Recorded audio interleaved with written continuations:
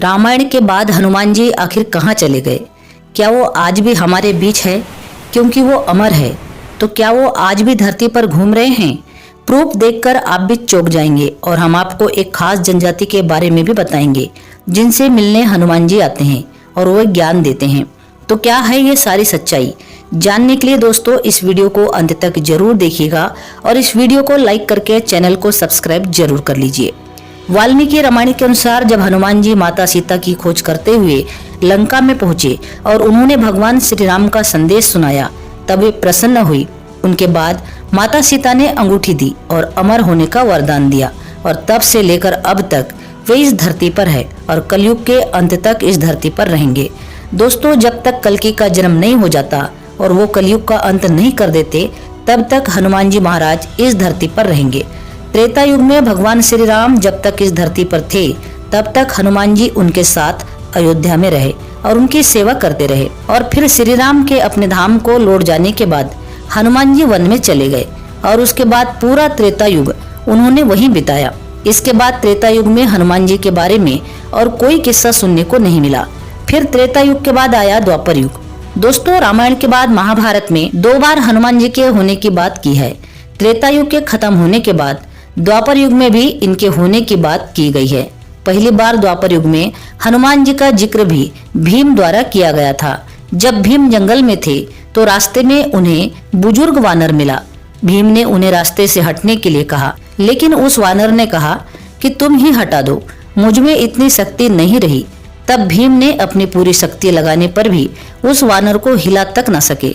तभी भीम समझ गए कि ये कोई साधारण वानर नहीं है। फिर भीम ने उनसे क्षमा मांगकर उस वानर से अपनी असली रूप दिखाने को कहा। वे हनुमान जी थे। तब भीम को बहुत आश्चर्य हुआ था।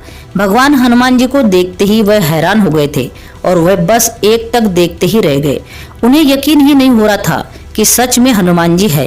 हनुमान जी महाराज भीम की शक्ति का घमंड तोड़ने आए थे। उस वक्त भीम को अपनी शक्ति का बेहद घमंड हो गया था। उसे तोड़ने के लिए हनुमान जी ने यह लीला किया था।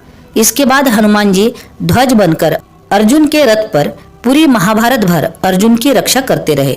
जब अंत में हनुमान जी अपने असली रूप में आए और वहां से चले गए, तब अर्जुन का रथ टूटकर चकनाचूर हो गया। तब भगवान श्री कृष्ण ने अर्जुन को बताया कि ये मामूली सा रथ चुटकियों में कब का भस्म हो जाता, लेकिन हनुमान जी की वजह से इस रथ का बाल बाका भी नहीं हुआ।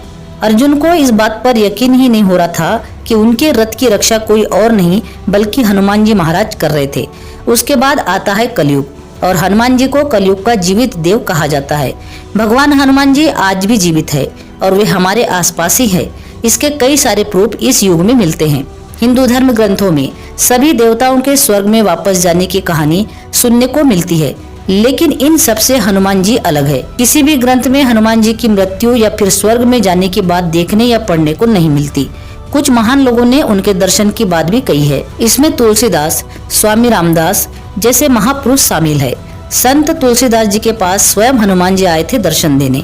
हनुमान जी को मानने वाले लोग ये कहते हैं कि हनुमान जी हर उस स्थान पर मौजूद है जहाँ उनके भक्त उन्हें सच्चे मन से बुलाते हैं और जहाँ कहीं रामायण पढ़ी जाती है और भगवान श्री राम का नाम लिया जाता है, वहाँ स्वयं हनुमान जी महाराज पहुँच जाते हैं।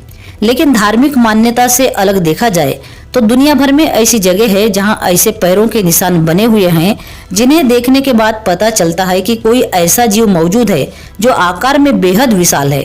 दुनिया भर के अलग अलग देशों में ये पैरों के निशान काफी संख्या में पाए गए हैं। वैज्ञानिकों का ये दावा है कि ये निशान किसी ऐसे जीव के हैं जिसका शरीर काफी विशाल रहा होगा और कई जगह पर ऐसे पैरों के निशानों को पूजा भी जाता है। दोस्तों, अगर मैं आपको कहूँ कि इस कबीले से हनुमान जी आते हैं तो आपको यकीन नहीं होगा, लेकिन ये सच है। जब भगवान राम ने मानव शरीर छोड़ दिया था, तब हनुमान जी अयोध्या को छोड़कर भगवान श्री राम की याद में श्रीलंका के जंगलों में पर्वत पर चले गए थे। यहाँ के लोगों ने हनुमान जी की बड़ी सेवा की।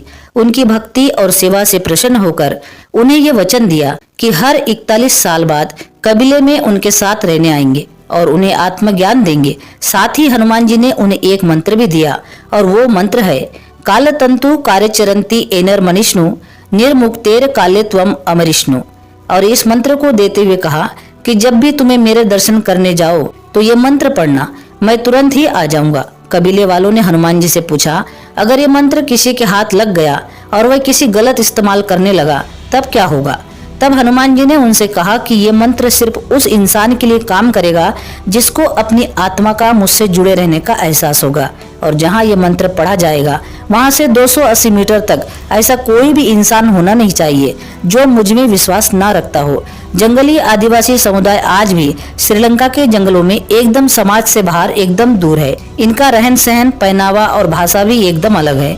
सेतु संगठन के अनुसार इस कबीले के समूह को मातंग लोगों का समाज भी कहा जाता है।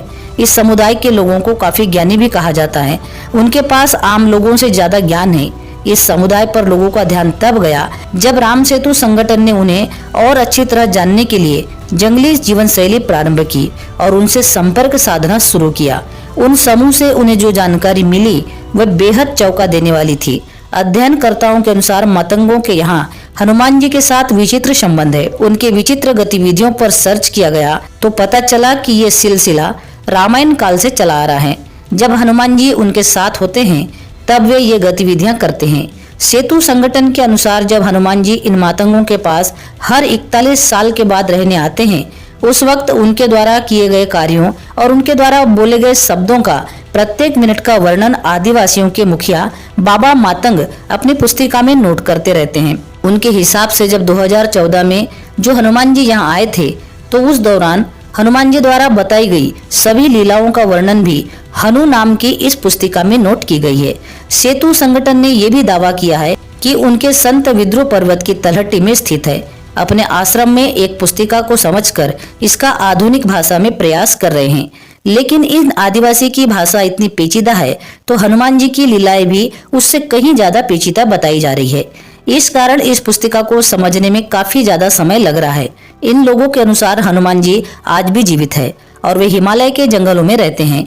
हनुमान जी 17 मई 2014 को उनसे मिलने आए थे और अब वह 41 साल बाद यानी कि 2055 में फिर से आएंगे। उन्होंने बताया कि पिछले साल एक रात कैसे उन्हें हनुमान जी के दर्शन हुए। सेतु संगठन के अनुसार हनुमान जी ने मातंगों के एक बच्चे के पिछले जन्म की कहानी सुनाई।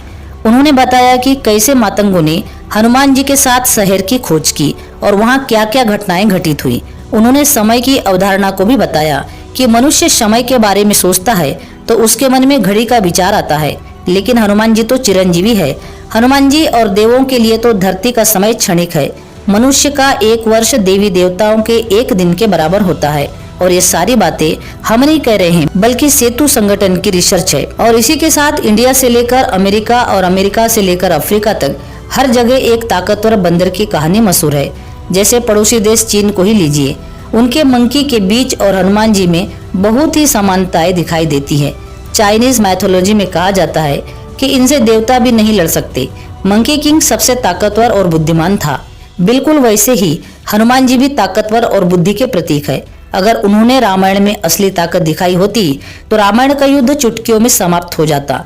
दोस्तों, चीन ही नहीं बल्कि दुनिया भर में हनुमान जी के होने का संकेत है और हम स्वयं हमारे धर्म पर ही यकीन नहीं करते और इन सब चीजों को झूठा साबित करने में लगे रहते हैं।